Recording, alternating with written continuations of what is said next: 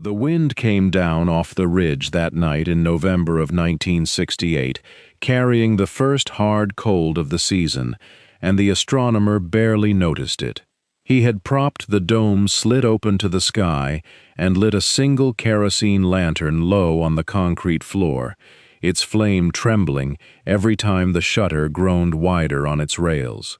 Above him, the telescope's long steel barrel tilted skyward, patient as a compass needle, and through the eyepiece the black was already tearing open.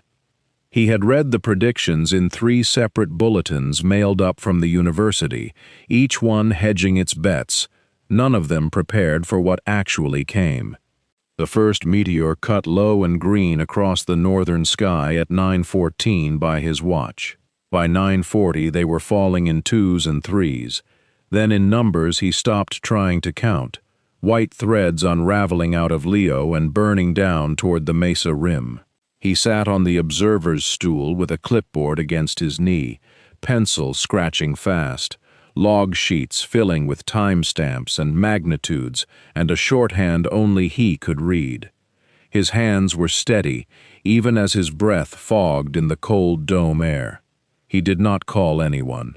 There was no one close enough to call, and some part of him understood, even then, that this was his alone to keep, a private ledger of fire nobody else would ever fully believe. Near midnight, he stopped writing long enough to simply watch, lantern flame guttering beside him, the sky throwing down more light than the little bulb ever could. He thought, not for the first time, that a man could build a life around a night like this and never regret it. 21 years later, gravel dust rose in a thin curtain behind the boots of a young man walking the shoulder of a 2-lane highway outside a town called Eagle Crest, New Mexico.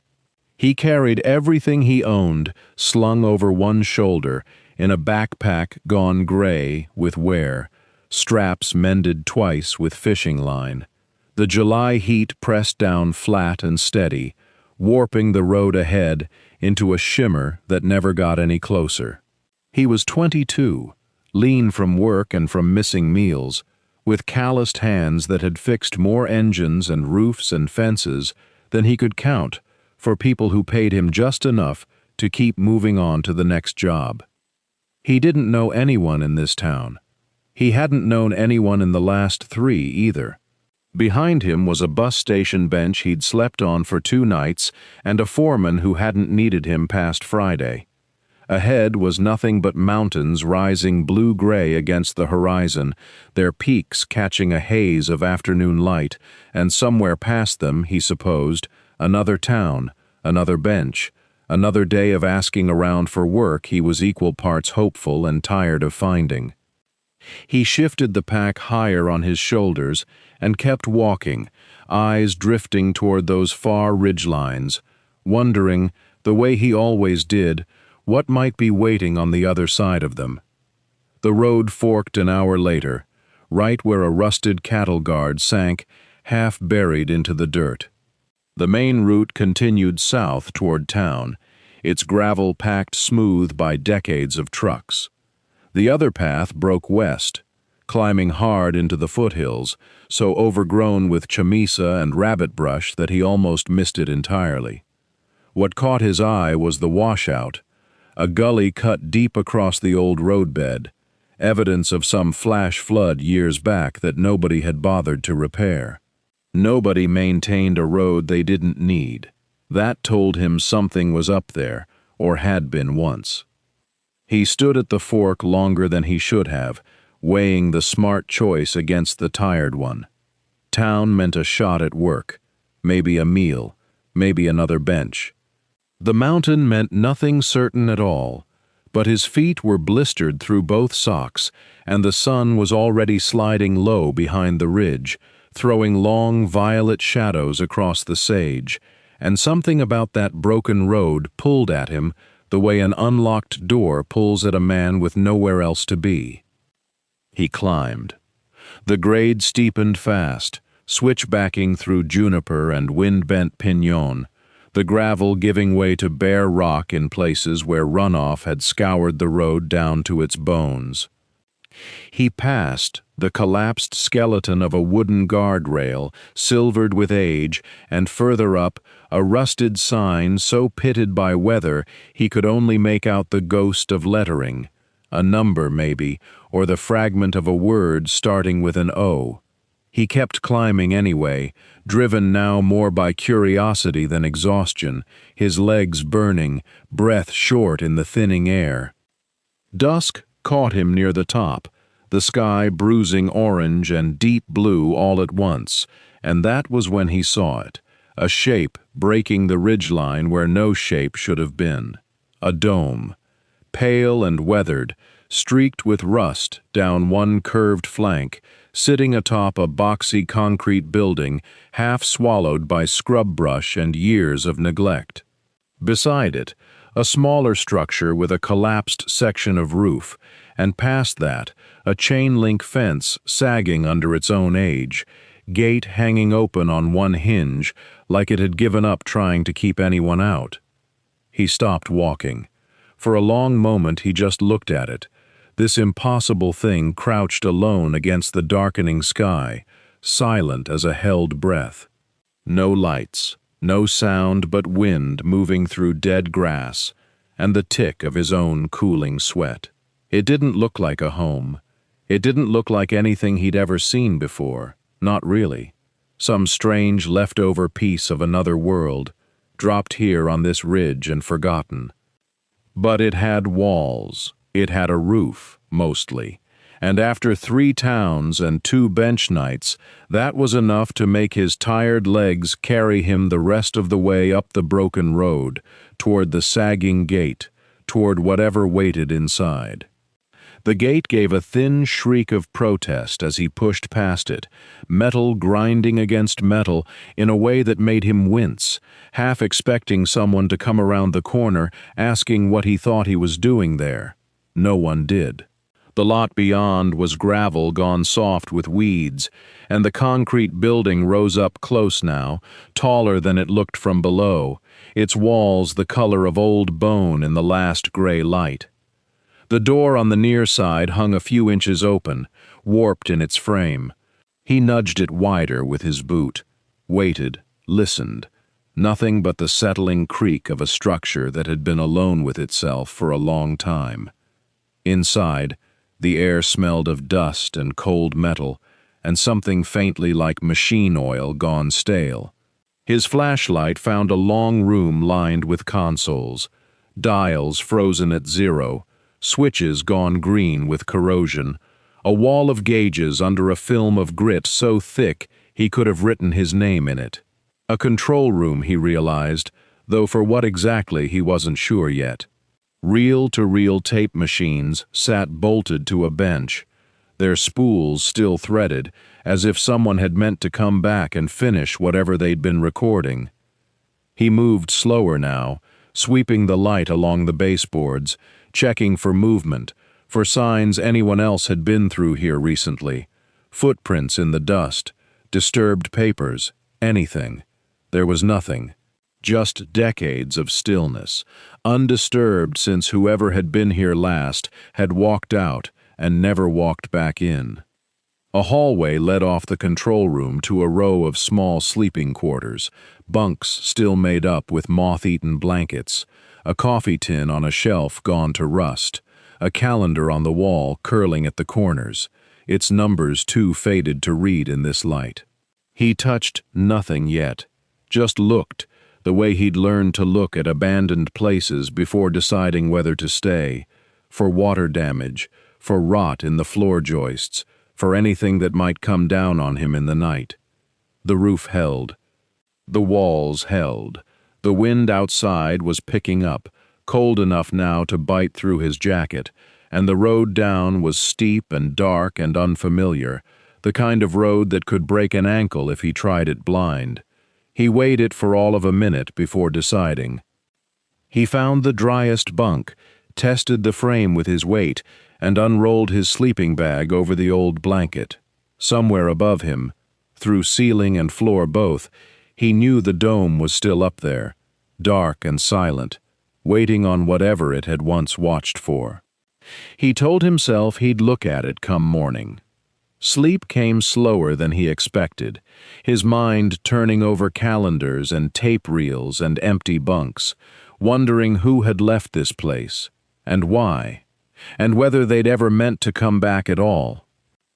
Morning came gray and thin through a window he hadn't noticed the night before, high in the wall, glass intact but filmed with decades of dust.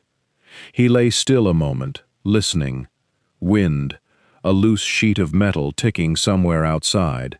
Nothing else. No traffic. No voices. Just the mountain breathing around the building the way mountains did. He ate the last of his crackers standing up, then went looking for the stairs. They were narrow, steel-runged, bolted to a shaft that ran up through the building's spine, paint flaking under his palm as he climbed. He passed a landing stacked with storage rooms, shelves of glass plates in wooden slots, coils of cable gone brittle, a crate of mirror-coating chemicals with warnings stenciled in a hand too careful to be recent. He didn't touch much. He catalogued instead, the way he always did in a new place, building a map in his head of what was salvageable and what was gone for good. At the top, the stairs gave way to the dome itself. It opened around him bigger than he'd guessed from outside, a curved steel sky holding a smaller sky beneath it, and the telescope stood in the center of the floor like something that had been waiting a very long time to be looked at again. Its tube was pitted, one lens cap hanging loose, but the mount beneath it was heavier and stranger than anything he'd worked on. Gears, a worn brass wheel, a seat bolted low so a man could sit and guide it with his hands. You put your eye here, and you don't look at the star. You look where the star's going to be. The voice came from nowhere he could place, an old man's voice, patient, amused at some private joke. A boy's hands, not his, rested on the same brass wheel, small and uncertain, guided by larger ones over them. It moves. Everything up there moves. You've got to move with it, or you lose it in a blink. The boy laughed, nervous, delighted. The gears clicked under their palms. Jonah blinked, and the dome was just a dome again, dust motes turning slow in the shaft of light from the open slit above. He stepped closer to the telescope anyway, ran his fingers along the brass wheel the way the voice in his head had shown someone else. Decades gone. It turned, stiff but not frozen, metal grinding softly against metal, like it remembered how. He stood there longer than he meant to, one hand on the mount, looking up through the gap in the dome at a strip of pale morning sky, and felt something settle in his chest that he didn't have a name for yet. Not comfort exactly, not yet belonging, but the shape of a question he wanted to keep asking. Who had sat in this seat? Who had been taught here, hands over smaller hands, patient as the sky itself? Below him, he knew, there were drawers he hadn't opened, cabinets he hadn't touched, answers folded into paper he hadn't yet unfolded. He went back down the narrow stairs to find them.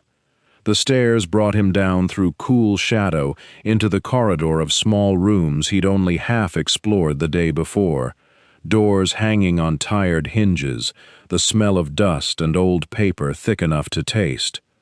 He'd meant to look for the cabinets first, but his legs ached from the climb, and the sun through a cracked window told him it was already past noon, and a man had to eat and rest before he could dig through anyone's secrets, living or dead. The room he chose was the smallest, tucked at the end of the hall, barely big enough for a cot and a chair, but it had a window that faced east and a door that still latched. Someone had left a metal bed frame in the corner, rust-spotted, the mattress long gone to mice and moisture, and he hauled it out into the hallway rather than sleep on whatever had colonized it. The window itself was cracked clean through, one pane gone entirely, wind coming through in a thin, cold whistle that would be a problem once the sun dropped behind the ridge. He found a scrap of plywood in the equipment room downstairs, cut it to rough size with a handsaw he'd carried 3 states in the bottom of his pack, and nailed it over the gap for now. Not pretty, but tight, something he could fix proper later when he had glass and time.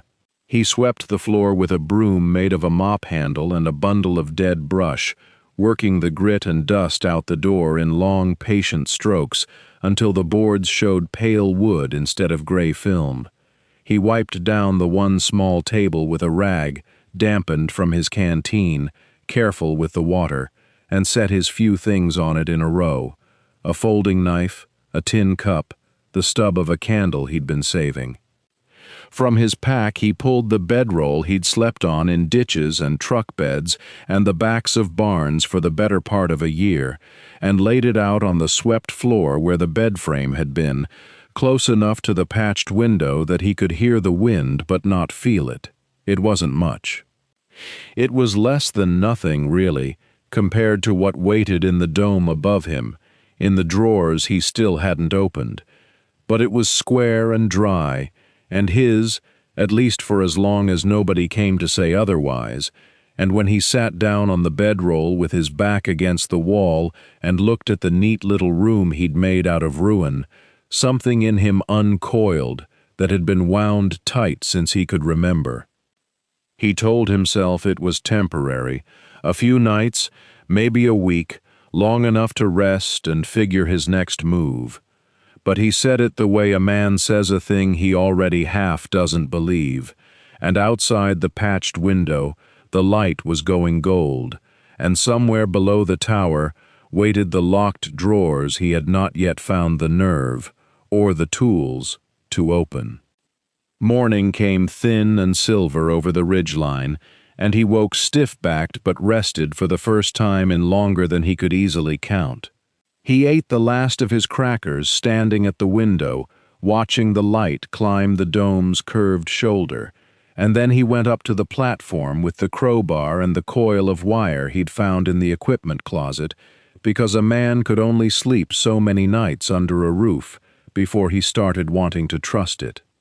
The platform supports beneath the telescope's mount had rotted at the base, where damp had wicked up through decades of winters, and he spent the better part of the morning on his knees, testing each beam with his thumb, marking the soft wood with chalk he'd salvaged from a shelf of drafting supplies. It was slow work, the kind that rewarded patience more than strength, and somewhere in the second hour, prying loose a cracked support timber to replace it, he found that it wasn't resting on the floor joists at all, but on the lid of something built into the platform's understructure. A cabinet, low and long, fitted so carefully into the frame that a careless man would have torn out the boards without ever seeing it. He knelt and brushed the dust away and found a keyhole, small and old-fashioned, the kind that took a skeleton key nobody living had anymore. 30 years before, on a night no different from the 100 before it, a man had knelt in this same spot with the same kind of care, sliding a drawer shut on paper he wasn't ready to burn and wasn't ready to leave lying loose either. He had turned the key twice, the way he always did, and set the key itself somewhere no one would think to look, because some things a man keeps not out of secrecy but out of tenderness, the way you keep a letter you never mean to send. Now the drifter took a bent nail and a bit of wire and worked the lock the way he'd worked 100 locks in 100 houses he'd never meant to enter uninvited, feeling for the give in the old mechanism, patient as a man with nowhere else he needed to be. It took the better part of an hour. When the bolt finally turned over with a small, tired click, he sat back on his heels and just looked at the drawer for a moment before he pulled it open, as if it might still refuse him. Inside, stacked with a neatness that spoke of a man who had cared deeply about order, were bound journals gone soft at the corners, loose star charts inked in a careful, deliberate hand, and folded beneath them all a larger sheet, brittle at the creases, that when he opened it showed the mountains around him rendered in pencil, ridge lines, a dry wash, a trail, and marked near the top corner in faded ink, a single word and an X, far out past where the service road ended. The drifter carried the journals to the staff room he'd claimed as his own, laid them out across the narrow bed like a hand of cards he was still learning to read, and did not sleep. The kerosene lamp threw a small circle of warmth against the cold that came down off the mountain once the sun quit, and he sat inside that circle turning pages gone the color of weak tea, following a man's handwriting from careful and upright to something looser, faster, as if the years had worn down his patience along with his pencils. The earliest entries were dated by season more than by year.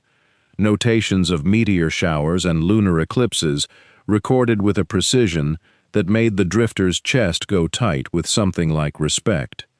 Measurements of magnitude, notes on seeing conditions, small sketches of star clusters annotated in the margins.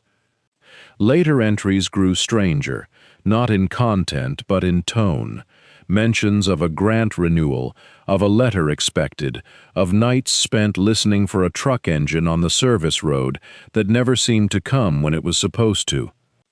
He found the letter itself pressed flat between 2 pages near the middle of the third journal, the ink of its typewritten lines faded but legible, informing the astronomer that the university's funding for the station's operations would not be renewed past the current fiscal year, citing budget constraints and declining institutional interest in the site's research value. He could almost see it happen, the way you can sometimes see a thing so clearly described that it becomes memory though it never belonged to you. A man standing at the base of the stairs where the mail truck left its bundle twice a month, tearing the envelope open there in the cold because he couldn't wait the climb back up to the dome. His hands going unsteady on the paper, reading it once, then again, as though a second reading might soften the language, might turn constraints into consideration, might turn ending into extension. Behind him the dome sat open to a clear night, the telescope aimed at something he'd waited weeks to see properly, and he would have known, standing there, that whatever came next in the sky was going to happen with or without anyone paid to watch it. The drifter set the letter down gently, the way you set down something that isn't yours to keep, but isn't yours to lose either. Outside the window, the same mountains held the same dark, and above them, the same stars the astronomer had charted through what must have been the worst nights of his working life, still coming up in their appointed places, still indifferent to grants and renewals and the small human griefs of men who loved them. He turned back to the map folded beneath the journals, the pencil ridgelines, the trail, the single marked X far past where any road went now, and understood that whatever the man had done after that letter, he hadn't stopped watching. He had only moved somewhere no one would think to cut him off from doing it. He waited 3 days before he went, not from fear but from something closer to respect, a sense that a place a man had kept secret for that long deserved to be approached deliberately, not chased after in the first flush of curiosity. He packed careful, water, a flashlight with fresh batteries, matches sealed in a jar, the map folded inside his jacket, where rain couldn't reach it even though the sky that morning was hard and blue and gave no sign of turning. The service road ran out after the first mile, the way the map promised, and after that there was only a trail, half grown over, marked here and there by cairns so old the lichen had claimed them into the shape of the mountain itself. He moved slow, checking the pencil ridgelines against the real ones, correcting for a compass that pulled strange in these hills, and by early afternoon he understood he was walking a route someone had walked many times, back when his own legs weren't grown yet, back when the observatory above still had its funding and its future. The cabin was low and built into the slope so that from most angles it looked like an outcropping, its roof lines sodded over, its single window shuttered with a plank gone silver with age. The door was unlocked, not from carelessness, he thought, but from a kind of faith that no one would ever come this far to open it. Inside, the dust was undisturbed enough that his first steps left prints in it like snow. He found the batteries first, a row of them on a shelf, heavy glass-cased things wired into a panel that still hummed faintly when he touched the terminals, decades of trickle charge from a bank of solar cells bolted crookedly to the roof. Beyond that, a table of instruments, a barometer, a rain gauge, a thermometer calibrated in a hand he now knew, its glass intact, its numbers legible. A shelf of tinned food, rusted at the seams but sealed, some of it likely still good, he guessed, the way root cellars kept things good past all reasonable expectation. It was the floor that surprised him most. A trapdoor set flush with the boards, and beneath it, when he hauled it open and let the light down, a cistern cut into the rock, half full, the water black and cold and, when he touched a cupped hand to his lips, clean. Someone had built this to last. Someone had meant to keep coming back, for water, for shelter, for whatever work required a place no official letter could reach. He stood there a long while in the cold underground air, listening to the drip of some unseen seep feeding the cistern, and understood that the map wasn't the end of the story. It was only the next door. The days that followed took on a rhythm he hadn't planned but welcomed, a shuttle between the two sites that turned the mountain trail into something worn and familiar underfoot. He hauled what the cabin needed down from the dome and up from the observatory in equal measure, fresh batteries to replace the dead bank on the roof, wire for a connection that had corroded to powder, a coil of rope for the trapdoor hinge that had rusted stiff. He patched the roof where a seam had opened to rain, using tar paper he found coiled in the equipment room back at the main building, and he scrubbed the cistern lid until it sealed the way it must have decades before, keeping dust and leaves from the water below. But the real work, the work that kept him up past dark with a lantern hissing on the table, was the cross-referencing. He'd carry a journal down from the observatory, open it beside the cabin's weather instruments, and follow a date across two locations at once, the barometer reading recorded in the same careful hand as the sky notes.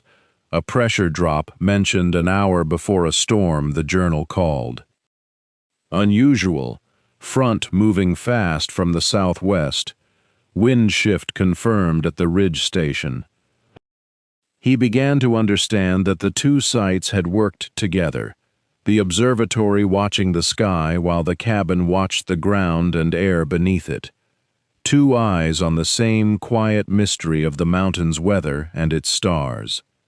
None of it was strange in the way he'd half expected when he first found the locked drawer. There were no coded warnings, no records of anything hidden or feared. Instead, there were nights marked with unusual clarity, precise notation of a comet's tail, measured in degrees, a meteor shower logged in numbers per hour across 3 consecutive autumns, a solar event, bright enough that the entry read simply, "Unbelievable, wish I had someone to show." There was a decade of drought charted against a decade of good rain, patterns laid out plain as a ledger, patient and thorough, the work of someone who believed the sky and the ground told a single story if a person watched long enough and wrote it all down without flinching from the tedium. He began keeping his own notes alongside them, dating each entry, matching his handwriting's plainness to the astronomer's care as best he could.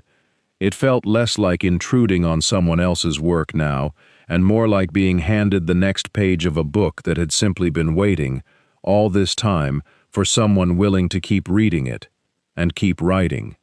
The mountain remembered him differently than he remembered it, though he no longer trusted his knees to tell the difference between memory and pain.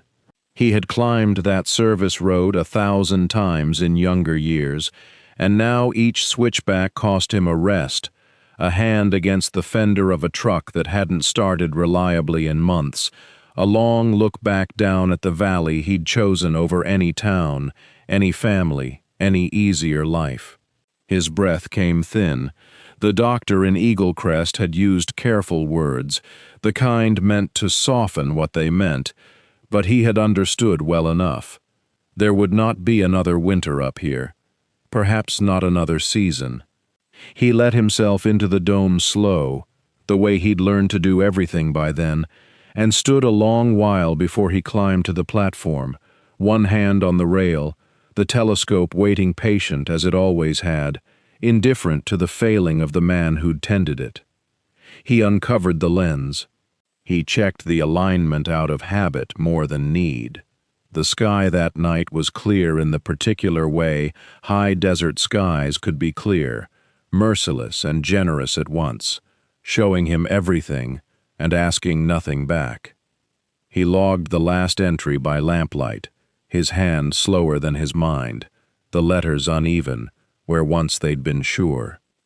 He wrote the date, he wrote the conditions, he wrote what he saw, plain as he always had, refusing the temptation to make the final page different from the 1,000 before it, because that would have been a kind of lie, and he had never lied to the sky in all the years he'd watched it.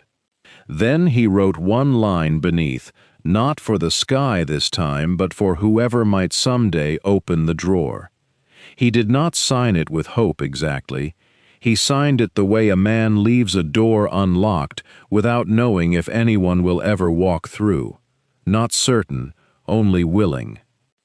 He locked the drawer with the same key he'd carried on his belt for 30 years, and he did not know why he locked it at all, except that some things deserve to wait for the right hands rather than be found by the wrong ones, and a locked drawer was as close as he could come to choosing who that might be. He drove down the mountain in the dark, headlights carving the road ahead of him, the observatory shrinking in his mirror until the last of the dome disappeared behind the ridge. He did not look back again after that. He had already said what needed saying, in the only language he trusted, numbers, dates, degrees, and he left the rest to time, and to whoever time might send, climbing that same steep road, carrying nothing but curiosity and the willingness to keep watching. The truck came up the service road on a Tuesday morning in late October, engine laboring against the grade the way every vehicle did on that mountain, gravel popping under tires that had made the climb only twice before in a decade. Jonah heard it before he saw it, the particular grind of a county-issued engine, and he set down the brush he'd been using to clean soot from the chimney flue and walked out onto the gravel apron to wait. The man who climbed out wore a canvas jacket against the morning cold and carried a clipboard the way some men carried authority, like it needed to be held in front of him to mean anything. He introduced himself as being from the county land office, said there'd been reports, smoke from the chimney, lights at night. Someone had mentioned it at the feed store in Eagle Crest, and eventually word traveled up the chain to a desk that hadn't thought about the old observatory in years. He said the property was still county land, technically, abandoned or not, and that squatting was squatting whether or not the squatter meant harm by it. Jonah didn't argue. He said his name, said how long he'd been there, and then he said the thing that mattered more than any of it. He asked the man if he wanted to see inside. The official hesitated the way a man does when he expects to find exactly what he came looking for and is bracing instead for something else. He followed Jonah through the door into the control room and stopped. The floor had been swept, and the old maps were framed and hung in careful rows along the wall. The logbooks stood shelved by year, spines labeled in Jonah's careful hand, cross-referenced against a ledger he'd built himself from the astronomer's original entries. The equipment room held tools cleaned and racked, batteries tested and marked, every drawer labeled with what it held and why it mattered. The dome above them turned smooth and silent when Jonah worked the mechanism to show him, the telescope swinging its long barrel toward a patch of pale morning sky. The official stood a long moment with his clipboard lowered at his side, looking not at Jonah but at the shelves, at the ledger open on the desk, at 40 years of a stranger's careful watching arranged now into something a person could actually read and understand. He asked, finally, who had taught Jonah to do all this. Jonah said nobody had. He said the man who used to live here left it behind in pieces, and all he'd done was put the pieces back where they belonged. The official didn't write anything down. He closed the clipboard, tucked it under his arm, and said he'd need to make some calls. The calls took 3 weeks to settle into anything solid, and Jonah spent them the way he'd spent every other stretch of waiting since he'd climbed that service road with nothing but a worn backpack, working. He patched the last of the roof flashing on the equipment room. He oiled the dome gears until they turned without complaint. He wrote a second, cleaner copy of the ledger in case the county wanted their own to keep, and left the astronomer's original where it belonged, in the drawer that had once been locked. When the official came back, it wasn't with a clipboard, it was with a folder of papers and a slower way of talking, like a man who'd already made up his mind and was only working out how to say it. The county didn't have money for restoration work, he said, but it had a line item for a caretaker and a growing list of school groups and amateur astronomers who'd love somewhere to visit if the roof didn't leak on them and the telescope actually moved. He asked if Jonah wanted the job. Room included, small wage, long hours some nights, especially when the sky was clear. Jonah didn't answer right away. He looked past the man toward the dome, standing open now to a sky just starting to purple at the edges, and thought of the hidden cabin, 2 ridges over, the batteries he'd rebuilt, the water tank he'd cleared, the years of handwriting he'd learned to read like a second language. He thought of every town he'd drifted through before this one, every place that hadn't wanted him to stay. He said yes. That night he moved the last of what he owned into the staff quarters. Not much, still, but more than he'd carried up the mountain, because some of it now belonged to the place as much as to him. He made the bed with the same blanket, sat at the same desk, but for the first time didn't wonder how long before he'd need to leave it. Near midnight he climbed to the dome alone. He unlatched the shutter and let it swing wide, the old motor grinding out its long-forgotten note, and the sky opened above him, full and dark and scattered with more stars than any town light had ever let him see. He set the telescope the way the astronomer's charts had taught him, aimed it toward a cluster he now knew by name, and looked. Somewhere in the ledgers below, decades of watching sat organized and waiting for whoever came next to read them. Somewhere on the mountain, a second station stood quiet and ready, patient the way the first had been. And here, under the reopened dome, in the one room he had earned rather than found, Jonah understood he wasn't drifting anymore. He was home.